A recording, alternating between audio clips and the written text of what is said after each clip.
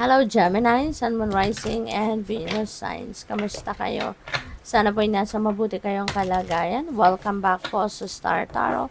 At kung bago kayo rito, welcome din po kayo. Please subscribe, like, share my videos, and leave me a comment kung nakaresonate po kayo. Thank you. So, tingnan natin kung ano yung mga messages ni Gemini. First card po ninyo, Ten of Cups, napakaganda.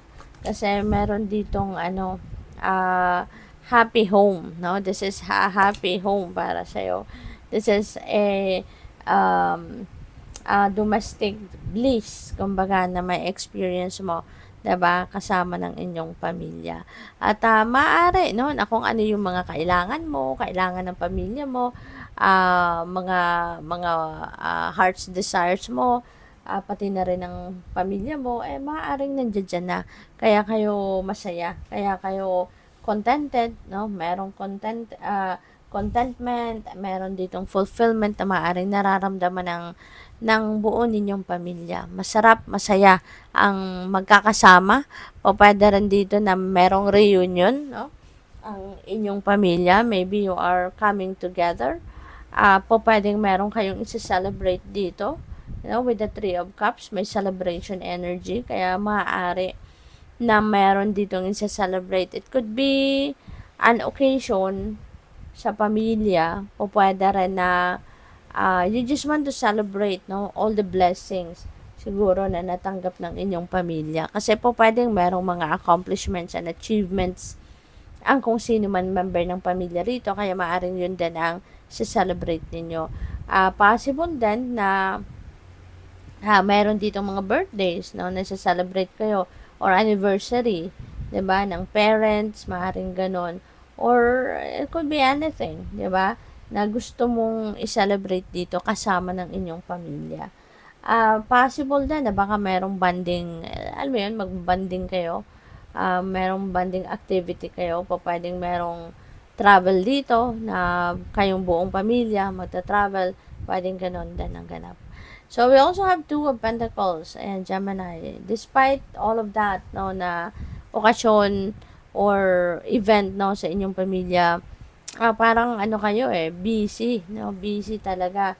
Marami din kayo sigurong iniisip, ginagawa, no? Maaaring isisingit nyo lang, 'di ba, yung okasyon na to sa inyong pamilya. Kasi marami kayong iniisip, marami kayong ginagawa, maraming naka-line up siguro sa isip ninyo na kailangan ninyong gawin. No? Kaya maybe you are juggling too many things, 'di ba, at the same time. So, this could also be a reminder sa inyo na balansehin ninyo ang lahat para hindi kayo aligaga, para hindi kayo mawawala ng oras para sa lahat ng area of life ninyo.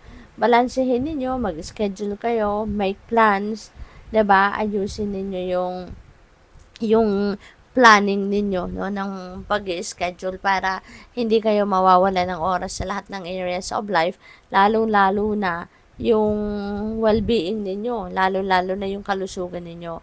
Kasi tao lang tayo, Gemini, napapagod din tayo, 'di ba? At kung tayo'y pagod, hindi rin natin magagawa na at our best, 'di ba? Yung mga obligasyon natin, mga obligasyon, responsibilidad natin. Kung medyo a little under the weather kayo, kaya meron kayong physical discomfort, 'di ba? Kaya kailangan lagi kang may oras, no, sa inyong katawan, sa inyong sarili, para kayo ay nakakapagpahinga at nakakapag-recharge, para lagi kang on top of your health. Okay?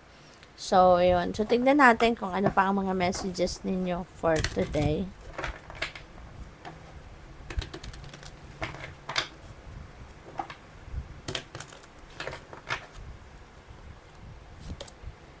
Look for the signs, pay attention, and expect an answer. Ayan. So, siguro you are asking for something, no?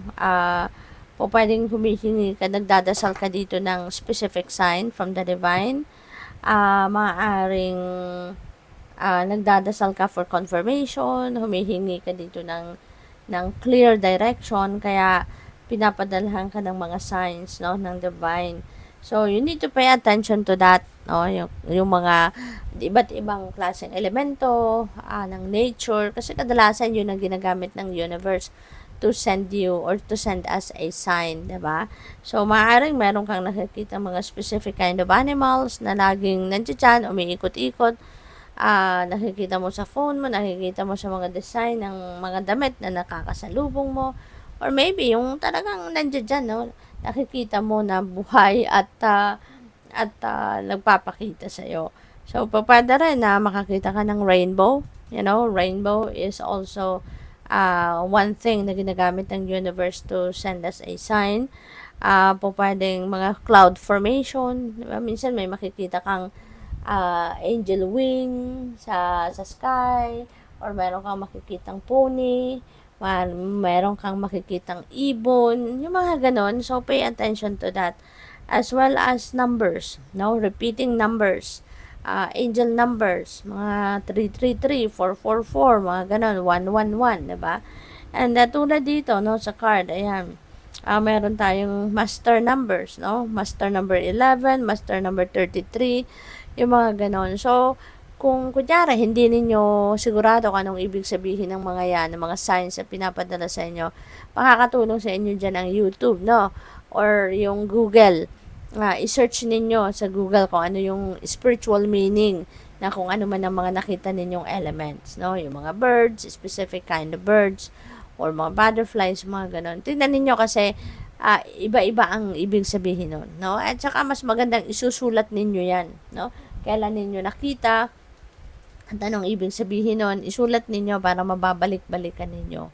You know, kapag kailangan ninyo ng enlightenment, balikan nyo lang yan, ng mga signs na binigay sa inyo. And for sure, makakatulong yan sa inyo. Okay? So, what else? We have creative solutions. Think outside the box. View things from a higher perspective para mas maging efficient ka sa pag-iisip ng kung ano ang magiging solusyon. But this could be something na a different approach ang kailangan mong gawin sa ngayon. Hindi yung common, hindi yung natural na yung dati mong ginagamit na approach sa pagsosolve ng problema. Sa ngayon, you need to think creatively. You know, use a different way. Kumbaga, maging creative ka sa pag-iisip ngayon ng solusyon. So, we also have Unicorn Portal. Focus your light. Okay? Listen for a message. Alright? So, importante talaga dito na makikinig din kayo sa inyong intuition kasi probably intuitive messages and nudges din ang pinapadala sa inyo ng universe dito in order to guide you. Okay? Kung ano na yung mga dapat mong gawin, ano na yung mga dapat na pag-focusan mo at this time. So, good luck. Thank you for watching. Love and light. Namaste.